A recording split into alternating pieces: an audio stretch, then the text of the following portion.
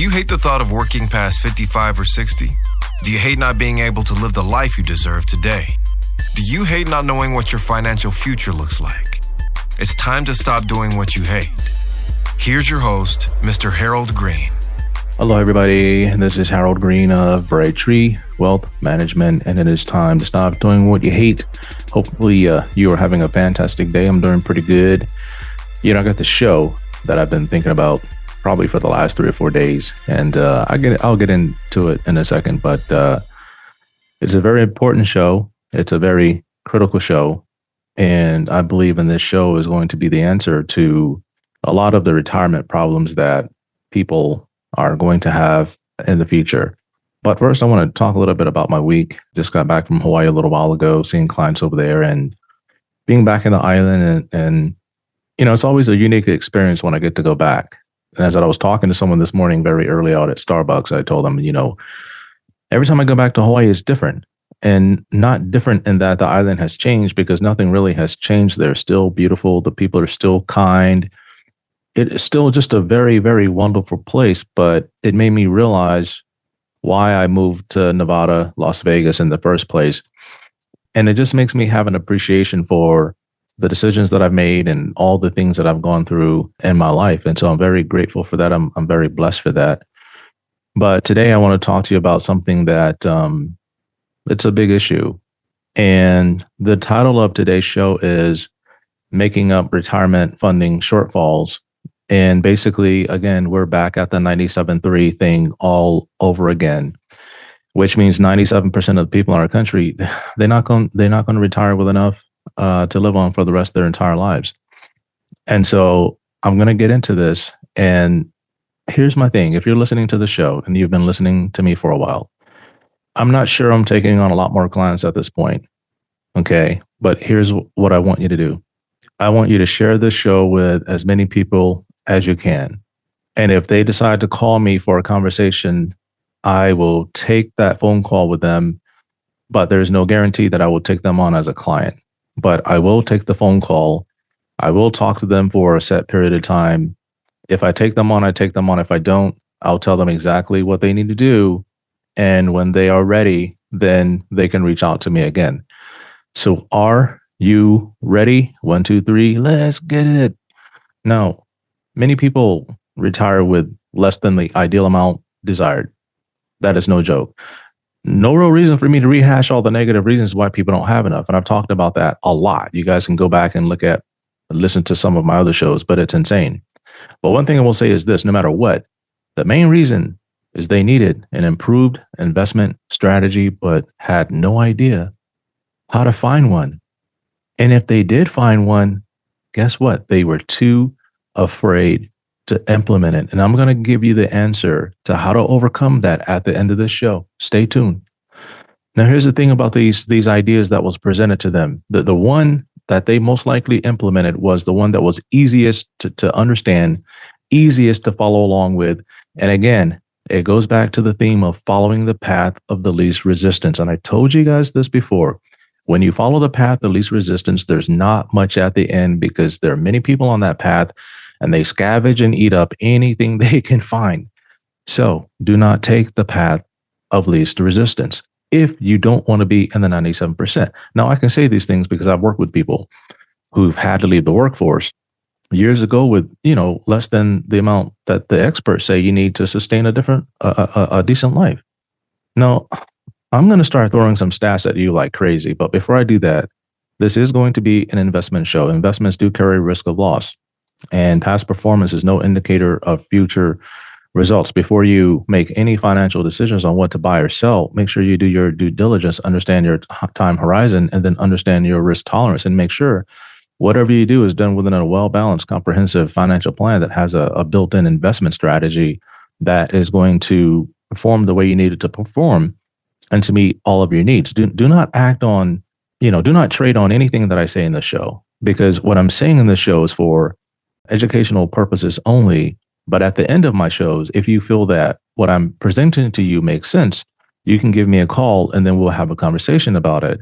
But don't just say, well, Harold said I should be doing this. Harold, nope. You're not a client yet. Now, if you are a client, then yeah, we are doing these things. Okay. You don't have to worry about that. We're doing them. But if you're not, don't start acting on these things and then say, well, Harold said do this. No, I'm not going to tell you what to do in these shows. I'm just giving you statistics.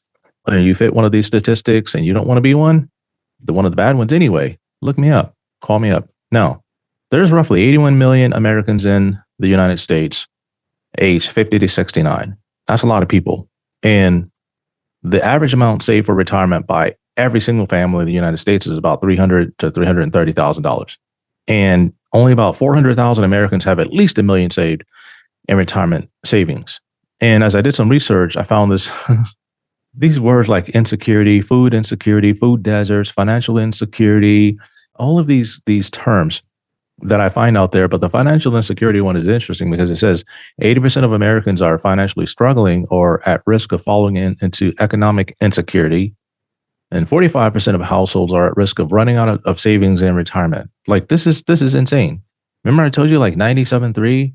Well, 80%, I'm sure it's a lot worse than 80%. And then the other thing is inflation. And it said that 1/3 of 55-year-olds and 43% of 65-year-olds have postponed retirement due to inflation and higher living costs. Like this should not be, right? But it is. So how much do you really need to retire and not come up short and fall into the 97%? Well, the number being thrown around out there is about $2 million. And my question is that even necessary? Is that even achievable? And as I stated before, I think we're headed into a retirement crisis. We're already in a retirement crisis. And the only thing that's going to save some people, to be honest with you, is inheritance money if they're lucky enough. And I want to talk about the inheritance thing because I think that's kind of like, I don't know, that's a sticky one. And according to the Federal Reserve, the average inheritance in the United States is about $46,000. Now, 46 G's, like how long is that going to last you in retirement? Depending on your lifestyle, you might burn that up in like 2 weeks. Who knows? And because this is important, these are some interesting stats. The top 1% of people out there is going to get about $1 million or 719,000 to be exact. The next 9% is 174,000 and the next 40% is 45,900, which is about the average in the United States. And the bottom 50% is going to get like 9,700. But most people in our country, they're not going to get nothing at all. You're going to get nothing, and you will like it. Just kidding. No. Some parents have said, I'm not leaving you anything. I paid for tuition. I paid for all these things. I've given you down payments on a house. Don't expect me to give you nothing when we die. If you get anything, just consider yourself lucky.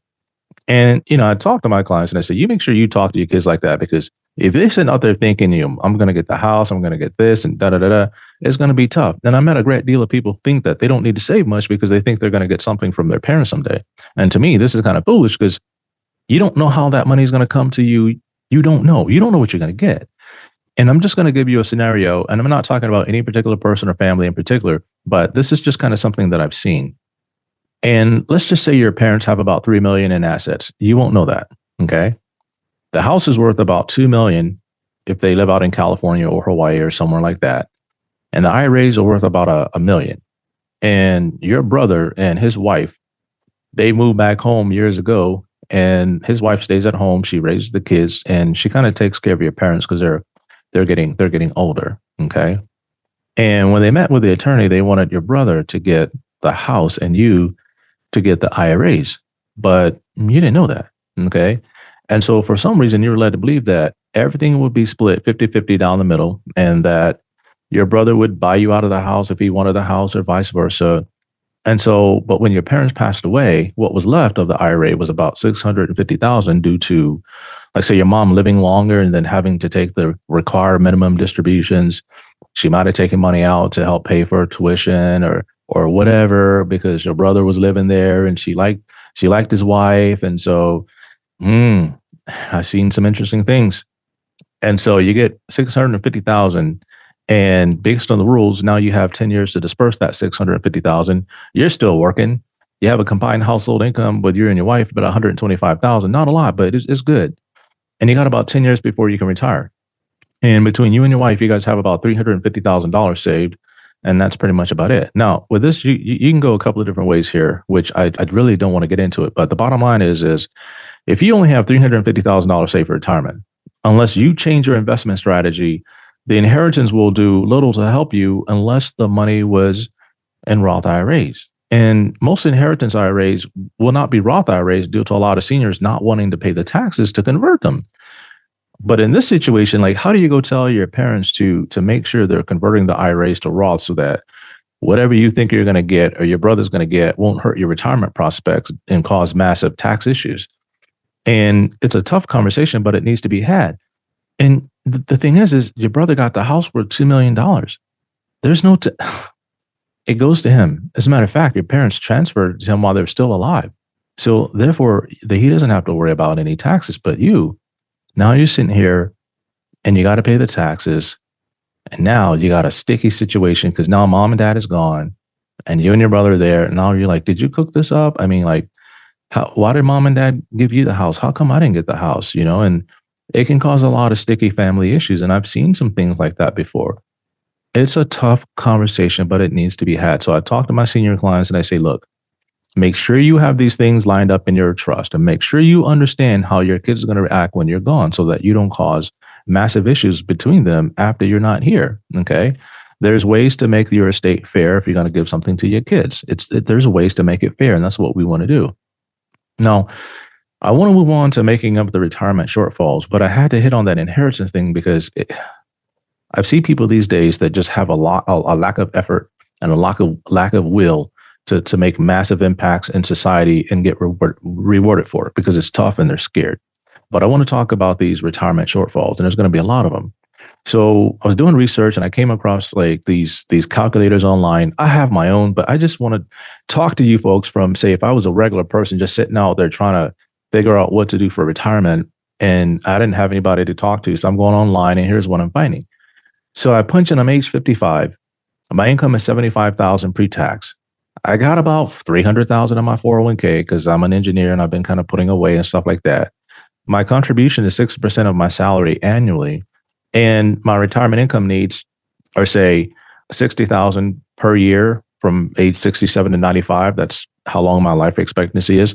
But current rate of return is 6%. And then the post-retirement rate of return is only 5%. And inflation is 4%. Now, according to this thing, the retirement pot need is about 1.8 million. And the amount you're going to end up with is about 715,252.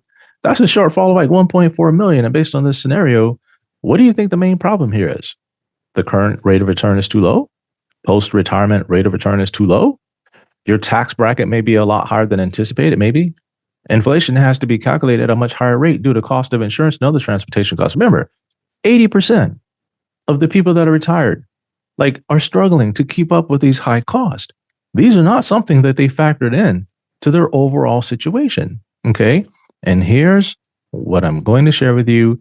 And I don't want you to throw me under the bus for this, because if you do, it's going to be to your own peril. We have a deficit of over 35 trillion in this country. We are now paying 1 trillion in interest every single year just to service that debt. The people that are promising you things to get elected, if they get elected, they're going to drive up these costs even higher. That's going to cause inflation.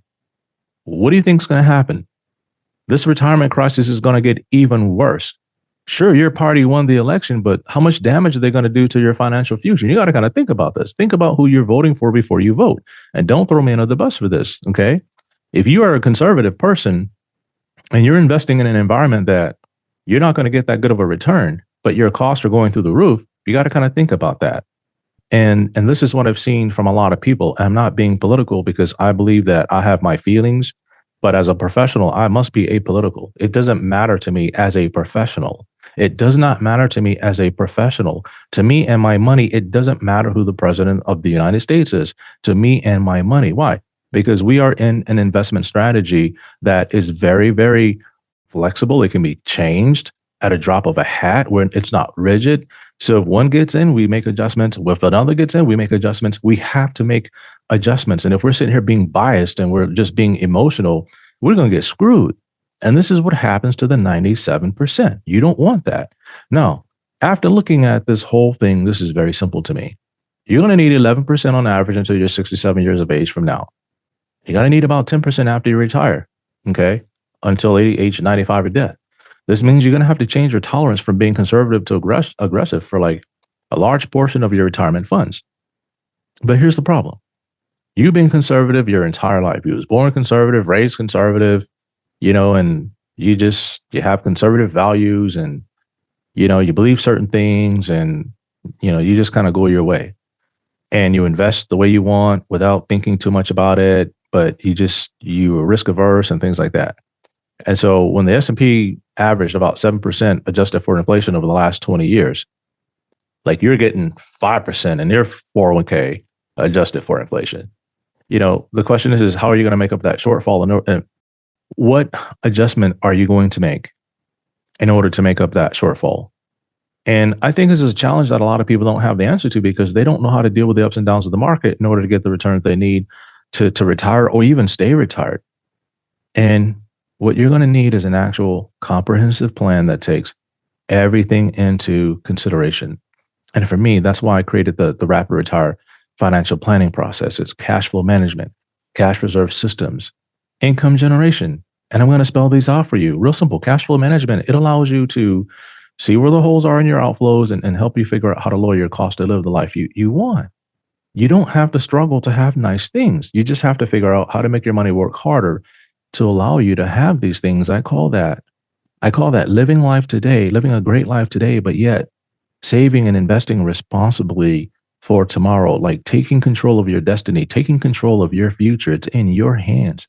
Cash reserve system. That's going to allow you to take the money you save from cash flow management and then build up the proper reserve fund so that when it's called upon, it can be used to help you fund your lifestyle, increase the amount you invest towards retirement, and then help cover any big ticket item that just pops up and that throws you for a loop. And I'm gonna be honest with you, like I had to put out quite a bit of money here recently for something that was not expected. So we got back to Hawaii, and a week into it, our electrical system started going on the blink. Call the building management, and I said, "Hey, yo, what's going on here?" And they said, seems like it's your problem. You have to call an electrician." So we called an electrician. He came out, checked out our unit. It wasn't our unit. It was the meter downstairs where power comes into the main building and feeds into your meter and then goes to your apartment. And one of the brackets had just like corroded out because it seems like they did a bad job of installing the equipment and ours was kind of out of whack. I had no idea that I knew this room existed, but I didn't know what was in it. I thought it was just like an electrical room, and we don't have a key to it. It's ran by the management, the team on site, and the workers who take care of the maintenance on site. Long story short, $4,000 just to fix a bracket. Okay. And because it was over the holiday weekend, we had to stay in hotels, another $2,000. So I'm out of $6,000 in one weekend. And then when I get back here to Vegas, I get some kind of assessment bill in the mail for $12,000. Right. It's just like boom, boom, boom, boom, boom. But one of the things that God reminded me of was this is why you work hard. It's not just for today and for here and now. It's for the unseen and the future, because there are some things that you just can't see. That's why you need a cash reserve system to handle these things that come up. Income generation is an investment strategy that I believe allows you to take advantage of the big run-ups in the market and then dial things back when it's really necessary. You don't have to stay going 100 all the time. The problem here is this strategy has a high risk appetite, right, for growth. It's high risk. You can be down 20% in one quarter, but up 100% for the next 3. Most retirement savers out there can't handle this and are told that they shouldn't be invested this way. You guys are retired. You're retired. You should be getting 5% in bonds and things like that. 80% of Americans are struggling, and this is what they're being told. Why? Here's the answer. Here's what you're going to need. The first thing you need is risk tolerance education. Risk tolerance education.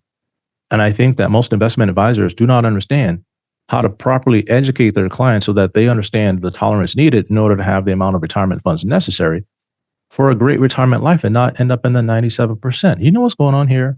I'm going to be very honest with you. I'm not trying to throw anybody under the bus, but here's what's happening. A lot of guys say, you don't have a minimum of so much money. Boom, I'm not dealing with you. You're a waste of time. You're gonna be a loser anyway. So you're not gonna mess up my firm or my strategy, like trying to tell me what to do. And you don't have money anyway. Like, I don't want to work with you. You're just gonna be a headache or a pain in the tail. So go find somebody else to work with. And compliance, for the most part, agrees with that. Okay. And it's very tough because the average person doesn't have $500,000. Now, I increased my minimum to $500,000 just due to the fact that I can't work with everybody. Okay. And the people that I work with the best they have X number of dollars, and the people that I've worked with the worst have X number of dollars. So I know who they are.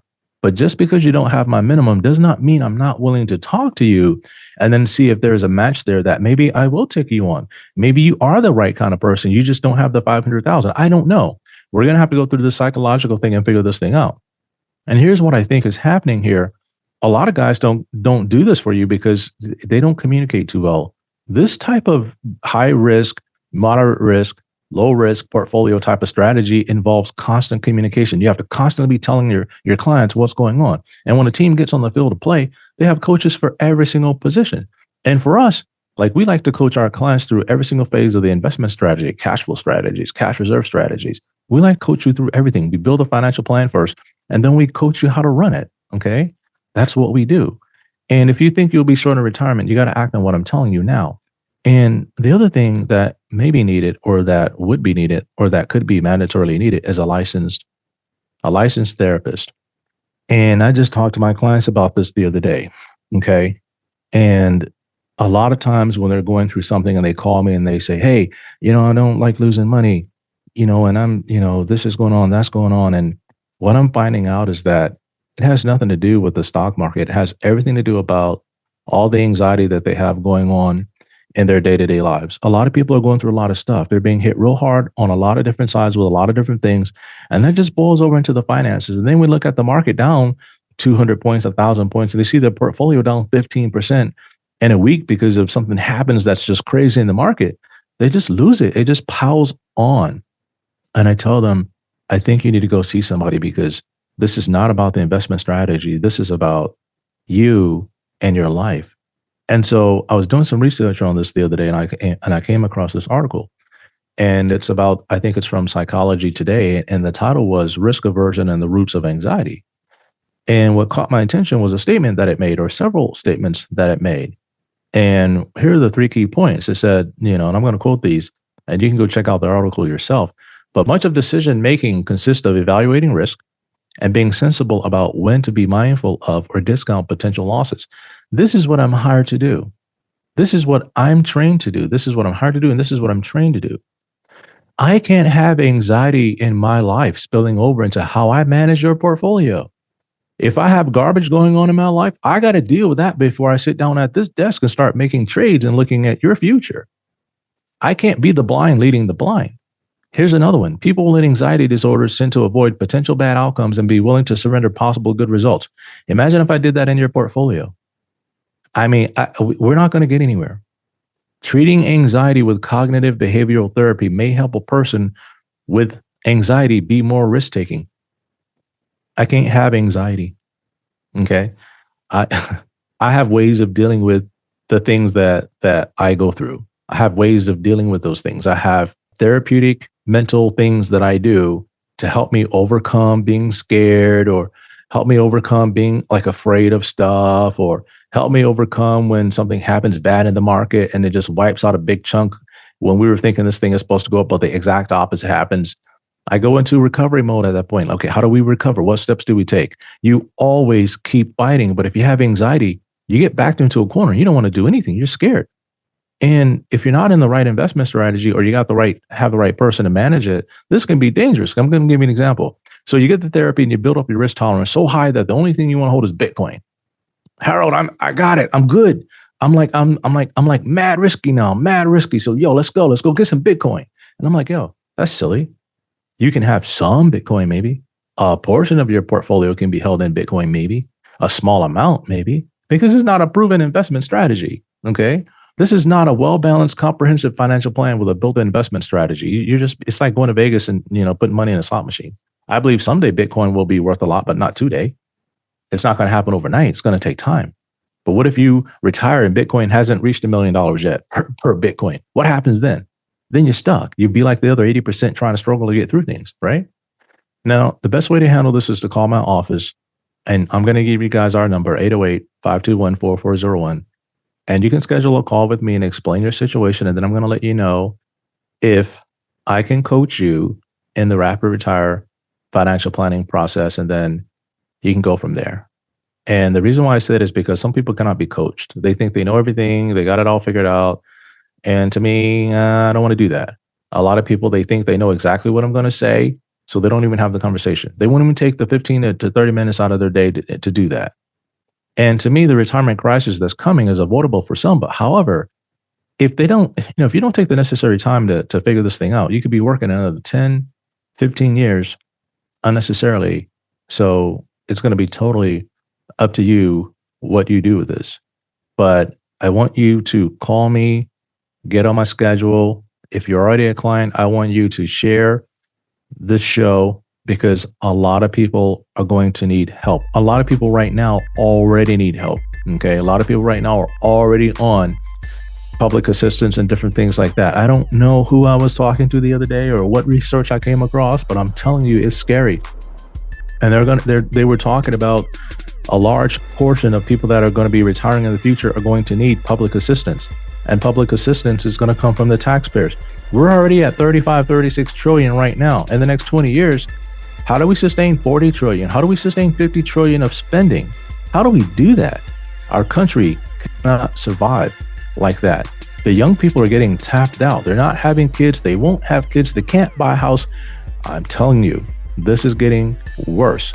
But I'm telling you also, you don't have to be in that court of people that are suffering because all of these decisions. You're going to have to take control of your situation and you're going to have to take action. So thank you for listening into the show. If you fit the script, call me, get on the schedule. And until next time, everybody, 1, 2, 3, let's get it. This is thepodcastfactory.com.